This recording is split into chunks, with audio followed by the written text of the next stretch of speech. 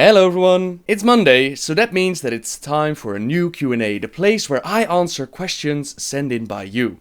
I don't really have any updates for this week, so let's jump right in and get started. The first one is, why is Thrall green? Durotan never drink any demon blood, right? Now I've answered this question many times before, but since around 10 to 20 comments were made with this question, I figured there's still a bit of confusion, so let's talk about the orcish skin color. The original skin color for the orcs is brownish. Garrosh, for example, he has the original skin color. Orcs will turn green when they're exposed to a lot of fel magic, the magic that warlocks use. They don't necessarily have to use it themselves, even being close to those that use it will eventually turn them green. That's why Thrall's parents, who were never warlocks themselves, who never drank any of the demon blood, they're also green. Garrosh was on Draenor during this time period where the orcs started to use fel magic, but he remained brown because he wasn't in that area. He was sick in Nagrand, and that's why he didn't turn green. Now a clear sign if you want to know somebody drank demon blood, you'll have to look into their eyes and you'll see that they're fiery red and glowing. That's why Grom Hellscream during Warcraft 3, he had red eyes and they then turned back to normal once he killed Manoroth, and Manoroth was the guy who gave them all the demon blood. Grom liberated his people from their blood curse, from their slavery, and his eyes turned back to normal. Drinking a whole bunch of demon blood at the same time, or drinking it for a second time, this will turn your skin red, as we see with Grom and his troops during Warcraft 3. The white and the greyish skin color that some orcs have, that has to do with living underground. It's mainly found with the Blackrock clan, and they live in the Blackrock mountain, so that's why those are like greyish, whitish. And don't ask me why these rules apply to their skin. Why not all the orcs spend a little bit of time under the mountain so that they turn away from the green color. It's just the rules that they go by. Now Thrall himself, he was never around this time period, right? But the reason that he's green is because the color is passed on to the next generation. Now Thrall's mated with Agra, they have 2 kids now, and in the vision we could see that one of them would be green and one of them would be brown. So once they start mating with brown orcs again, or perhaps the generation after that, they won't necessarily turn green. And my guess is that eventually all the orcs will return to the brown color. This is similar to what we see with the Blood Elves. They also started to use fel magic, and instead of getting a green skin, they started to get green eyes. And now that they have the Sunwell as their power source again, now they will get their blue eyes eventually. So that's the whole story with the green skin color. Noble, why did we invade Zul'jin? Was he summoning something? Was he attacking stuff? All that I've been able to find was that he was planning to attack the High Elves and he saw that they were now Blood Elves, allied with the Horde. Is that why we took him out, or was he doing something else? Would really like a bit of information on that and about Zul'jin in general. Thanks for all the great vids over the years. Smiley face. My absolute pleasure. And Zul'jin's story, the first time that it actually pops up, it begins during the first Horde invasion. To understand the complete story though, we'll have to go back to around 2800 years in the past. Back then, the High Elves, they built their kingdom of Quel'thelas, and they built it upon sacred troll grounds. The trolls, as you might understand, they were not happy about this. They wanted their lands back, so they struck out and they outnumbered the High Elves greatly. They would have probably won these so-called troll wars was it not for the humans who allied themselves with the elves. In return, the elves, they taught 200 humans a bit of magic, and together they crushed the troll empire, which would never truly recover. This allegiance between humans and elves is also the reason why the High Elves, later on when the Orcs invaded Azeroth for the first time, why the High Elves allied themselves with the Alliance. Now many years later, around 30 years ago for us, the first Horde invasion began. The trolls, they were still mad at the High Elves. They would strike out from time to time, even capturing High Elves to try and learn their secrets, but the High Elves didn't give them up. They had powerful magic at their disposal. They had powerful shields around their city, which prevented the trolls from taking it. Zul'jin was leading these forest trolls, but he was never able to win the war against the High Elves. Eventually, Orgrim Doomhammer, in order of his war chief Blackhand, he tried to make contact with the trolls and turn them into allies. He was able to find Zul'jin himself, he was able to talk to him, but Zul'jin, he didn't feel like allying himself. They had their forest under controls. I mean, the trolls, they pretty much ruled their area, and they didn't need help from the orcs. Orgrim felt that if he would push the subject, if he would try to force the trolls into becoming allies, that they might turn from being neutral into hostile. So he let them go and he reported this failure to Blackhand. One day, Durotan, Doomhammer's longtime friend, he told Doomhammer about Gul'dan's betrayal, how Gul'dan had corrupted the Horde, had used it for its own means, only for his own lust for power. And Doomhammer, he was an orc of honor. He realized that the corruption that was Gul'dan man that the dishonorable that was in the horde that it had to be cut out, and in order to do this, he would have to become the war chief, since war chief Blackhand was merely a puppet of Gul'dan. He challenged Blackhand to a duel, he killed his former war chief, and he seized control over the horde. He then took on Gul'dan's Shadow Council, and he nearly killed Gul'dan himself, but Gul'dan he promised him powerful troops if he spared his life. Not forcing the trolls to join them, it would prove to be a very wise decision, since Orgrim scouts they found a group of trolls captured by the humans. He ordered his men to liberate these trolls, and their leader Zul'jin was actually amongst the prisoners. Now he was willing to work together with the horde and their dream of world domination. In return, Zul'jin and his people, they would be able to crush the High Elves, take the area of Quel'thelas, and restore their empire to its former glory. Unfortunately, things didn't work out as planned. Zul'jin and his trolls they were definitely useful while fighting the elves, but the first horde would be eventually defeated. On top of that, Zul'jin was pissed with Orgrim Doomhammer because even Orgrim couldn't take the kingdom of Quel'thelas. They still had their magic, they still had their shields, and instead he decided to focus his forces on the capital city. Zul'jin, he tried to fight the High Elves on his own, but he was eventually defeated and captured. This was our land. Troll land. We Amani was here before anyone. The elves and their alliance came to drive us out. But we never give up. We never forget.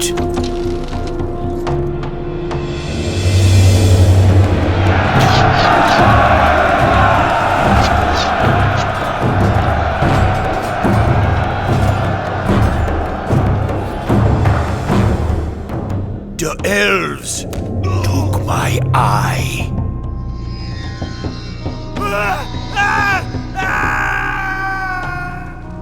I cut off my own arm to escape them. When they captured Zul'jin, they tortured him and they even took his eye. You gotta understand that High Elves, they were pretty pissed with Zul'jin because for years he had attacked them, he had tortured them, he had interrogated them. Plenty of lives were lost at the hands of Zul'jin. In order to escape, Zul'jin cut off his own arm, and normally this wouldn't be such a problem since trolls they can regenerate parts of their body. For some reason though, Zul'jin he never healed, which could have been because of a personal choice, and we see a similar thing to how Vol'jin never wanted to heal his voice after the assassination. It could also be because the Loa abandoned Zul'jin. Either way, he retreated to Suramar, he kept a close eye on the High Elves, and he never restored his body. Now we're moving into the events of Warcraft 3. And as we know, the High Elves they would eventually lose their sacred city at the hands of the Scourge and Arthas. They would now start to call themselves Blood Elves in honor of all those who had fallen while trying to defend their lands. On top of that, they also joined the Horde, and this of course pissed off Zul'jin. He now curses both factions and he declares war on both the Horde and the Alliance. That's one part of the reason why we went in, and it's also shown during the cinematic. And now, they fight alongside the Horde? I spit on the Horde! I hate you. I hate you all. But I got a surprise for you now. So come on in.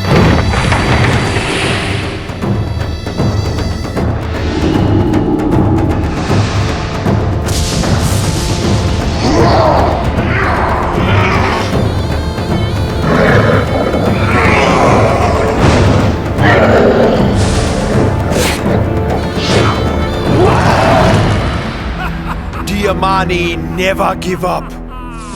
We never forget. We never die. This is our land. You wanna stay? You stay here forever. We gonna bury you here. Another part of the reason was treasure. Before the revamp during the Cataclysm, we used to help out Bud Netrek with his quest for treasure, but at the end, Bud decides that we've done enough and he doesn't want us around to steal any of his glory. Once we defeated Zul'jin himself, we took a vial full of his blood, and naturally you want to rub this accomplishment into Bud's face. He wasn't too happy about this. He decided to steal the glory for himself and tossed the blood in the fire. This was a big mistake, since after doing so, Bud is lifted up into the air and he's pulled into the burning building. Sadly for Bud, he would never truly recover from this experience. Ahoy! I'm sailing! Hello Nubble, what do you know about Chromatus? Please place this question of a Q&A video. Smiley face. Chromatus is a dragon which combines the powers from all 5 different flights into one gigantic dragon. Back in the day, Nefarian was busy experimenting with this and he tried to combine these powers to make a new dragonflight, a so-called chromatic dragonflight. Most of experiments failed though, and we killed him during Classic before he was able to finish his final experiments, Chromatus himself. Years later, and this is described in the novel Thrall, Twilight of the Aspects, they had need of Chromatus again. The Twilight cultist in order of Deathwing and the Twilight Father, and the Twilight Father was actually Archmage Benedictus, they collected Chromatus and they brought him to life. They actually planned to mate Chromatus with Kiragosa to carry on the chromatic legacy, but the 4 dragon aspects, together with Thrall, they defeated Chromatus before any of this could happen. They didn't finish Chromatus off though. All the spells that was used to create him prevented him from doing so, so instead they imprisoned him within an arcane prison. They made sure that the dragonflies they would guard him, and who knows, one day he might actually escape and be used in the story again. As we know, the dragon aspects they lost the majority of their powers after the Cataclysm. Perhaps the other dragons are also weakened. Maybe Chromatus will find the strength to break out and become a threat again. Hello Nubble, I want to know if in Warlords of Draenor, Alleria Windrunner is going to meet Sylvanas, or do you think that is possible to be a Windrunner family reunion in the future? From Choder Ball. Choder, I personally had a lot of hopes and speculation for a possible Windrunner reunion, but that was before the novel Warcraft. This novel kinda killed any hope that I had for it, because in the book Sylvanas, she finally interacts with her sister Verisa, and together they plan to murder Garrosh. Throughout the story, Sylvanas allows herself to feel again, to open up her heart towards her sister, but in the end, Verisa backs out and she stabs Sylvanas in the heart. This, in my opinion, has killed any potential of redemption, of a future story development within the Windrunner sister family. Even if Alleria shows up, and they said at BlizzCon that she won't show up during Warlords of Draenor, I don't see Sylvanas opening up her heart again. Not after what happened with her other sister. Hey Noble, what is Frostmourne? I know it's a legendary weapon of the Lich King, but is there anything else? Where did it come from? Who made it? And how did Arthas find it? Anything else you know about it would be nice. Smiley face. Love your videos.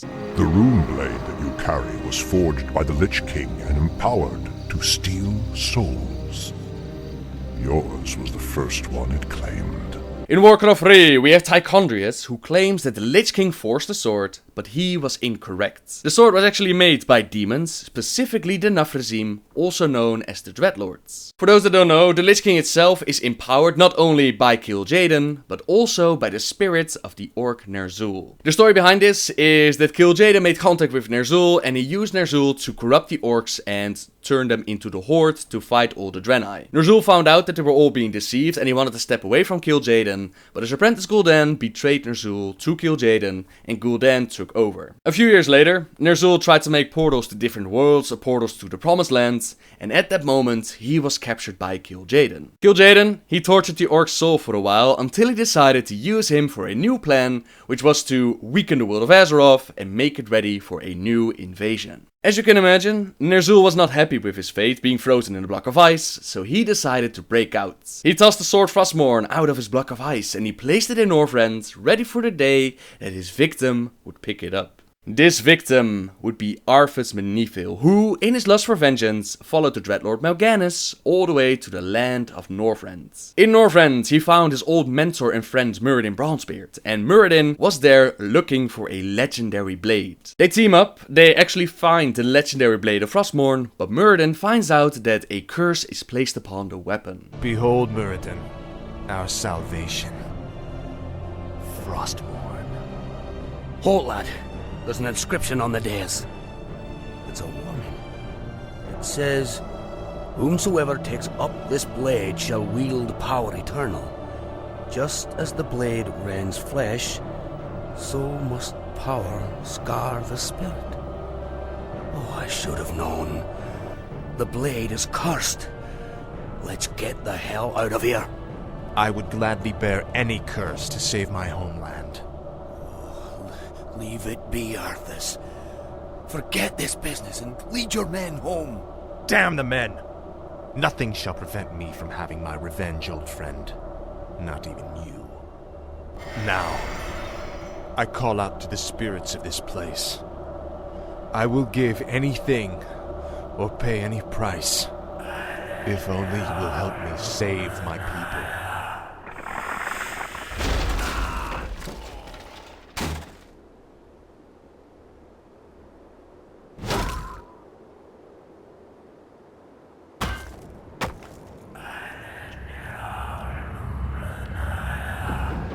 Prince Arthas, where is Muradin? We can't hold out for much longer.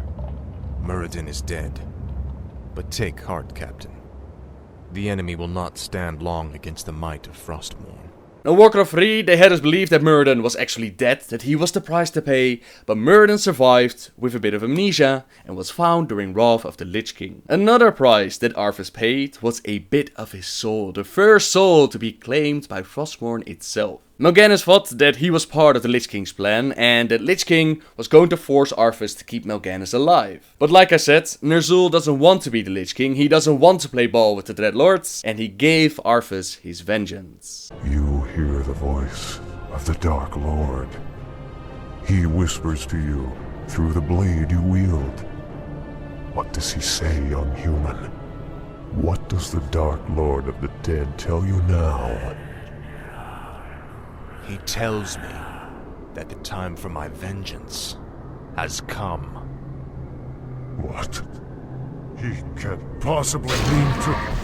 It is finished. For months, Arthas roamed the lands of Northrend, listening to the whispers of Ner'zhul that actually came out of the weapon, until he returned to his kingdom as a Death Knight, killed his own father, and destroyed the land in the name of his new master, Ner'zhul. The weapon itself is more than just a very powerful runeblade. It holds a piece of Arthas' soul, and it's an extension of himself, part of his body. It almost acts with a will of its own, which allowed Arthas to take out powerful foes like Uther the Lightbringer and Illidan. It isn't an invincible weapon though. During Wrath of the Lich King, Tyrion prayed to the light, and the light granted him one final blessing. Light, grant me one final blessing.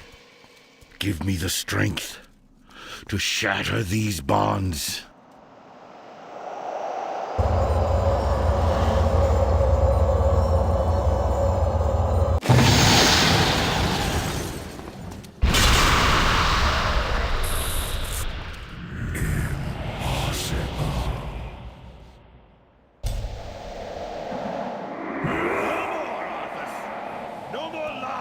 Consumed by your hatred. Free, at last. It is over, my son. This is the moment of reckoning. The Ashbringer shattered the blade of Frostmourne, and it liberated all the souls taken over the years and allowed us to finish off Arthas. I stand before the lands, and they do not fear. They cannot fear.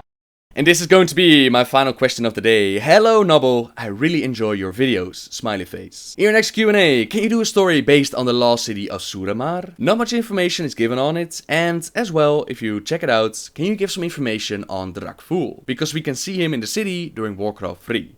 Thanks from Sliced. Suramar is the city where Tyrande, Malfurion and Illidan grew up. It was near Zinajari, the capital city of the Night Elves, which had Queen Azshara's palace on it and the Well of Eternity. As you might know, during the War of the Ancients, Azshara and her followers they tried to use the powers from the well to summon the Dark Titan Sargeras. They eventually failed, the portal was closed and the Well of Eternity imploded, splitting the land of Kalimdor, creating a maelstrom, and a large chunk of the land sank to the bottom of the sea. Many years later, the Guardian Aegwynn, she fought with the avatar of Sargeras, not the real Sargeras, just his avatar that was summoned to Azeroth, and she managed to defeat it. She decided to lock the jeweled scepter of Sargeras, the Eye of Sargeras, the avatar of Sargeras, all the powers of Sargeras, basically all the remains that were left behind. She decided to lock those away within a tomb. With her mighty guardian powers, she raised Suramar out of the depths and she sealed the tomb, which would now be known as the Tomb of Sargeras. She made sure that no magic present on Azeroth would ever be able to unlock the tomb,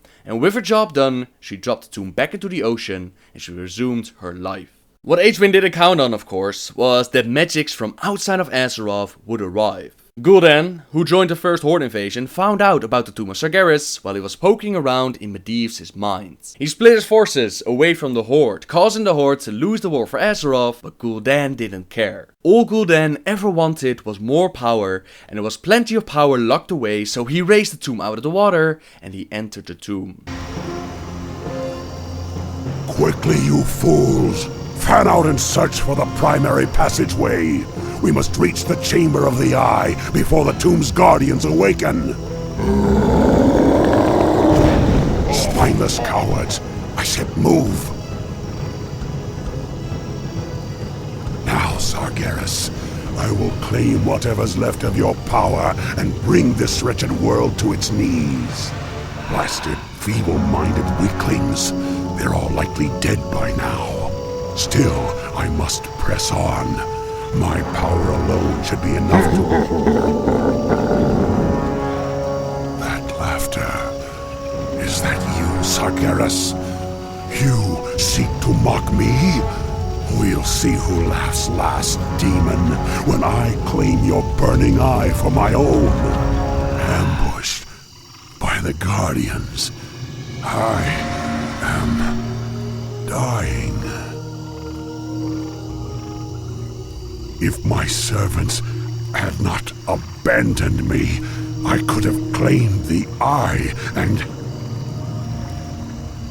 Damn you, Sargeras. I won't be beaten like this. I am Gul'dan. I am darkness incarnate. It cannot end like this.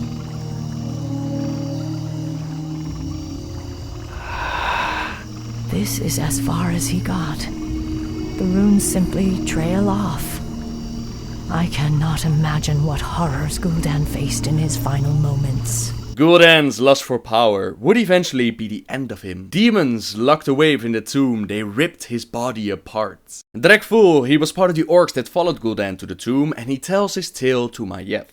Rest easy, stranger. This old wanderer has no quarrel with you or your kin. I am Drak'thul, once a powerful warlock of the Stormreaver clan. Now, I am the last of my kind. What are you doing here? Your pardon, lady, but I am hunted by restless ghosts. They've chased me day and night for nearly 20 years. Perhaps if you silence them for me, I will tell you my tale. I'll consider it. The dead will trouble you no more, old orc. Thank you, stranger. Now, hear my tale. Nearly 20 years ago, the great warlock Gul'dan raised these islands from the deeps. He sought to unearth an ancient vault that held the remains of the Dark Titan. Sargeras. You speak of the Legion's creator. The same. After Sargeras' defeat ages ago, his remains were locked away in an undersea tomb. Gul'dan believed that opening the tomb would grant him the Dark Titan's power. For his pride, he and the rest of our clan were torn to shreds by crazed demons. I have wandered these isles ever since, haunted by the ghosts of my slaughtered comrades. Now once Orgrim Doomhammer found out that Gul'dan betrayed them all, he made sure to make Gul'dan pay. He split part of his forces as they were sieging the capital city of Lordaeron, which forced him to retreat all the way back to Blackrock Mountain and eventually lose the war. This might not seem like a very smart move to do, but Orgrim, he was an Orc of honor and he could not allow Gul'dan's actions to go unpunished. Drak'thul, he managed to survive the Orgrim's forces, he managed to survive the demons, and he spent his time being haunted by the ghost of his former clanmates. Maiev took care of the problem for him. She wished she didn't, but she did before he told his tale. And we haven't really seen Drak'thul after these events, so who knows what he's currently doing. That's a question best asked to Blizzard, and maybe they'll give him a short story, maybe they'll use him again, or maybe they'll forget about him. Either way, this brings us to the end of my Q&A, so thank you very much for watching, everyone. I'm a little bit sick, so I hope you enjoyed the Q&A either way, and if you have any questions that you'd like to see answered, then please leave a comment down below, and I might use it in the next video. Have a great week, everybody, and until next time, guys, see ya!